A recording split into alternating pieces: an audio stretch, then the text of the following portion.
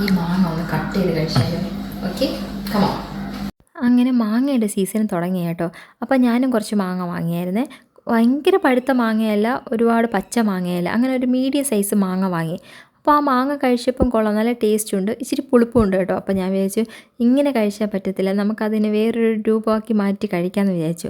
അതുകൊണ്ട് ആദ്യം എന്ത് ചെയ്ത് കുറച്ച് ക്ലീൻ ചെയ്തിട്ട് നമ്മൾ സാധാ കട്ട് ചെയ്യത്തില്ല, അതുപോലെ കട്ട് ചെയ്താൽ മതി കേട്ടോ. അപ്പോഴത്തേക്ക് കട്ട് ചെയ്യുമ്പോൾ തന്നെ അതിൽ നിന്നൊരു മണം വരും. ഈ പഴുത്ത മാങ്ങയിൽ ഒരു പ്രത്യേകത ഉണ്ട്, നല്ലൊരു മണം വരും കേട്ടോ. അപ്പോൾ ആ മണം വരുമ്പോൾ നമുക്ക് ഓട്ടോമാറ്റിക് ഒരു പീസ് കഴിക്കാനൊക്കെ തോന്നും, അത് സ്വാഭാവികം. അങ്ങനെ കഴിച്ചാൽ മതി കേട്ടോ, അത് വേറെ കുഴപ്പമൊന്നുമില്ല. കുഞ്ഞായിട്ടോ നമുക്ക് ഏത് സൈസിലായിട്ടും കട്ട് ചെയ്യാം. എന്നിട്ട് കുറച്ച് മുളക് പൊടി ഇടണം, എന്നിട്ട് കുറച്ച് ഉപ്പ്, ഇത് രണ്ടും കൂടെ നല്ല മിക്സ് ആക്കണം കേട്ടോ.